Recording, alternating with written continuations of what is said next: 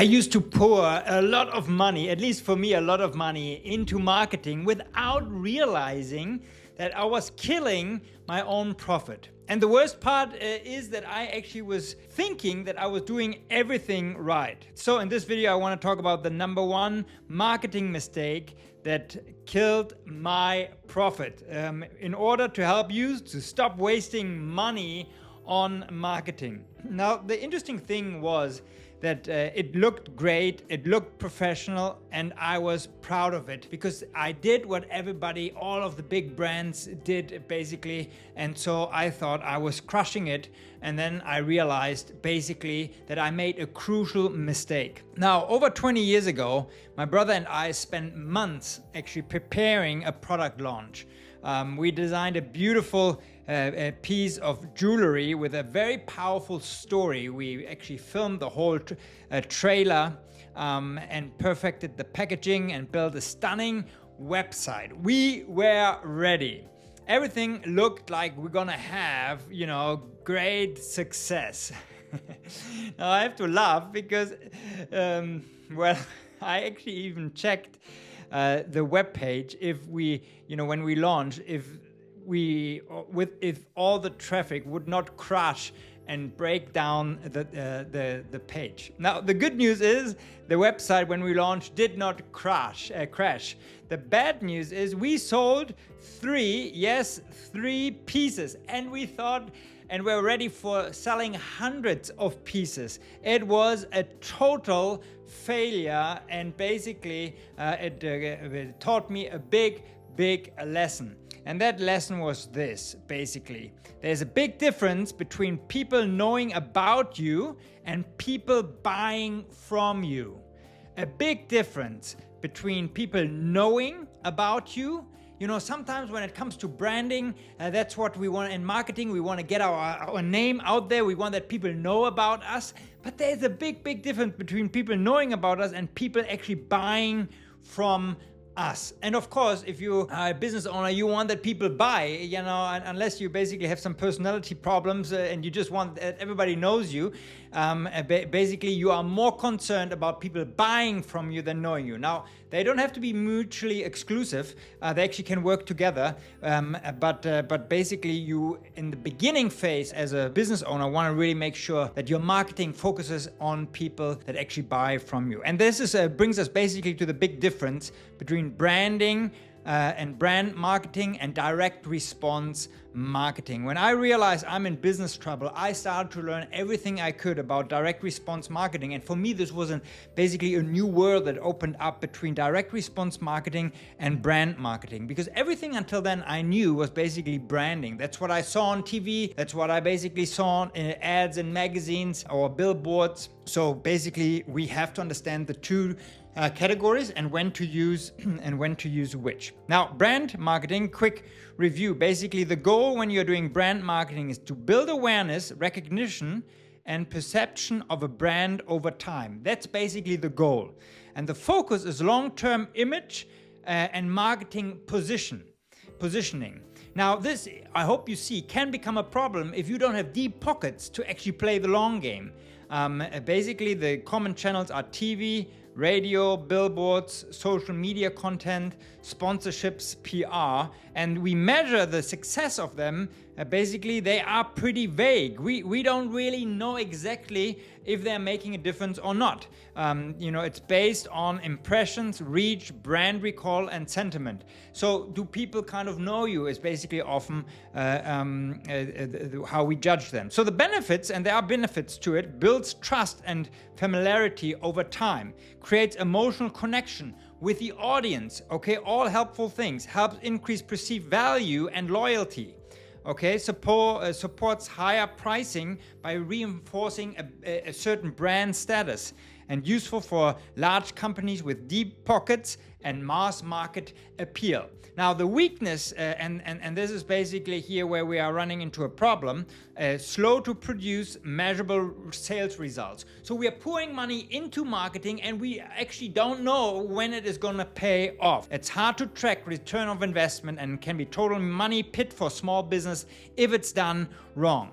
Now, on the other hand, there's a whole different school out there. And again, I've been successful in building brands and direct response marketing. But in the beginning, really direct response marketing is what you want to focus on, because it's getting an immediate measurable action. It's a click, a call, a buy, a register. And the focus is basically a sale, a lead, some kind of conversion that happens now. So you know that if you're spending €1,000 here on marketing, basically you get X amount of sales, clients, or leads that you can basically follow up on. Now, common channels are basically Facebook or Meta ads, Google ads, email marketing, sales funnel, direct mail, and basically we're leading them to a landing page. And the measurement is laser focused. We are looking at what is our cost per lead.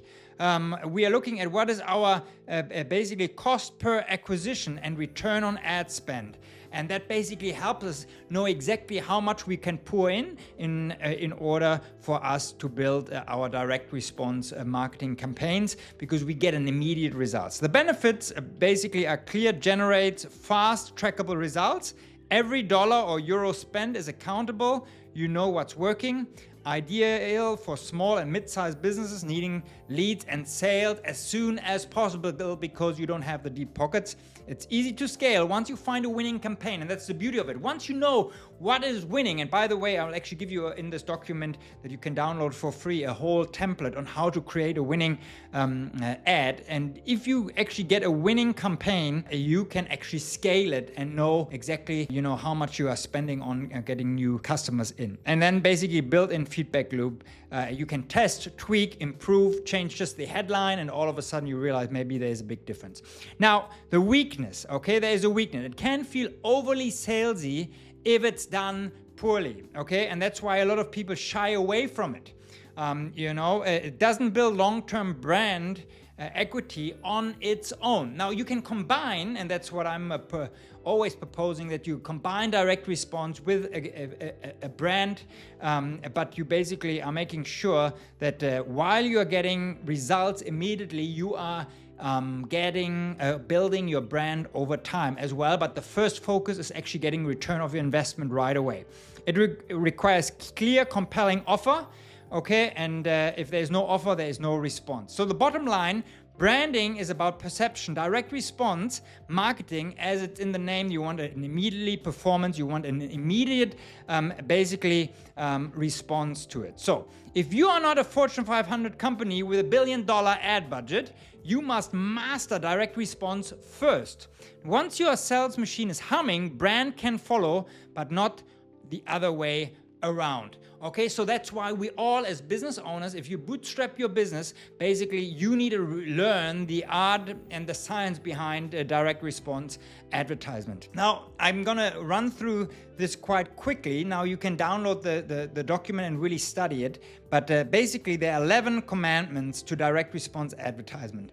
Number 1, you always want to make an offer. There always needs to be a call to action, not just, get your name out there. Every ad must give people something to buy or act on right now. It could be a lead, it could be basically something where they opt in, maybe they book a call, whatever the call to action is. Not always a sale, but it is always an action that they are taking that you can measure. Number 2, talk to one person. Your message should feel like a one-on-one conversation. It's not just about, a nice TV commercial. You want to speak to one person and basically don't do a corporate announcement to a crowd. You want to track everything, because this is where the magic is. That a few tweaks can actually turn an ad that is not performing into an ad that could actually win. So use unique links, codes, phone numbers to know what is working and what is not. Number 4, be clear about what to do next. You always want to make sure they know,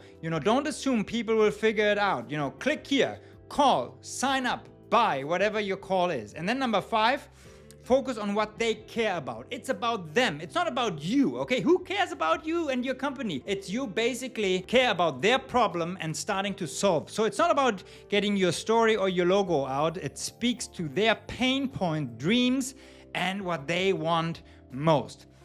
Number 6, be specific and not cute. It's not about, how cute you are. Clever doesn't convert.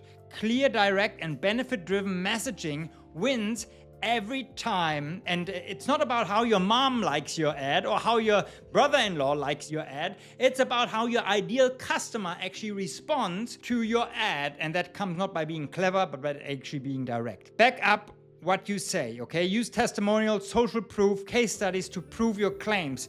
People believe what you show, not what you say. Again, they don't care about you. They care about how you help people like them. Number 8, create a reason to act now, okay? You want to create some urgency, some deadline or scarcity, limited spots to push action instead of procrastination. They will forget about it. It's not just about impressions. It's actually about people taking action. And so we are all kind of lazy, and so we need to be motivated in order to act. And so create some reason to act. Number 9, test different versions. You always want to test different versions in direct response, headlines, offer, formats. Run small tests and keep improving.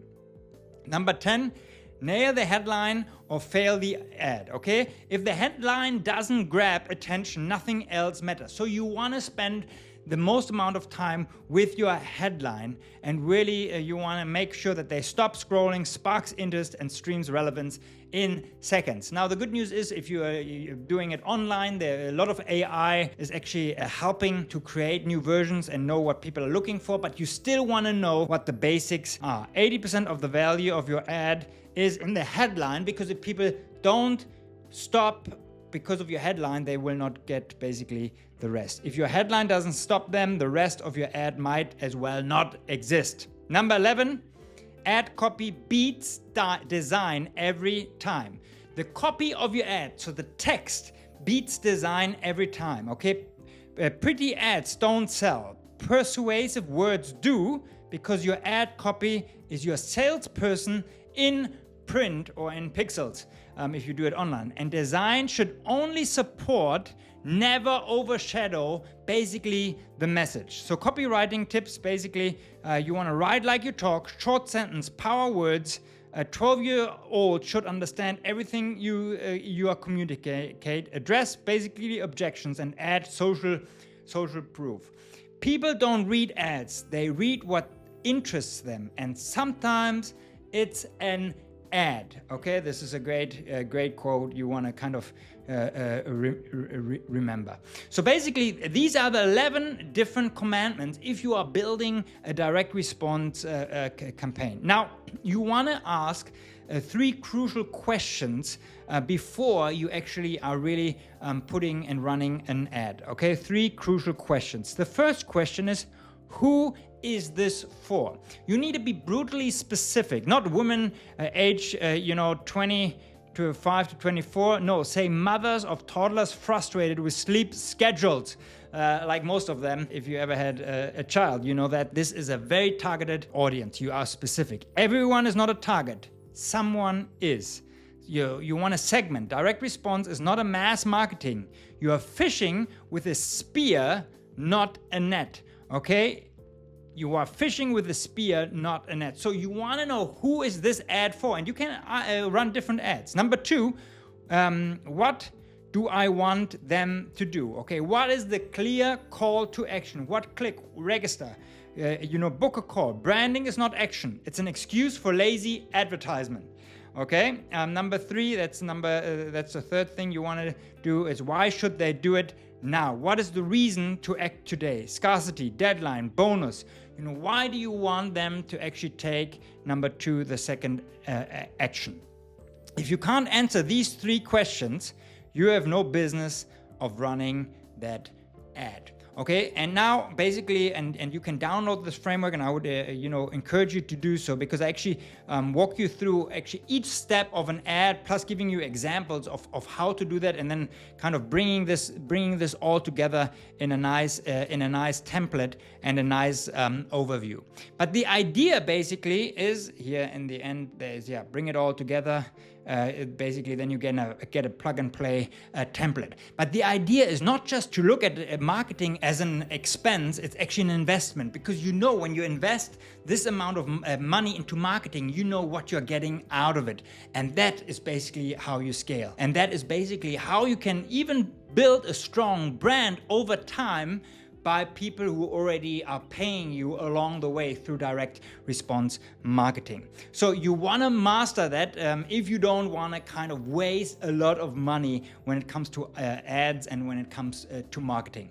So below somewhere there's a document this document that actually then you have the application piece where you can actually work on your perfect template. It's one piece, one important piece of actually building a self-managing business. That's what my channel is all about, because once you have a winning campaign, basically, you know leads are coming in and you need leads in order to build a self-managing business. But for this video, just get that template and start working on a perfect ad that gets you a direct response and gets you leads or sales right away.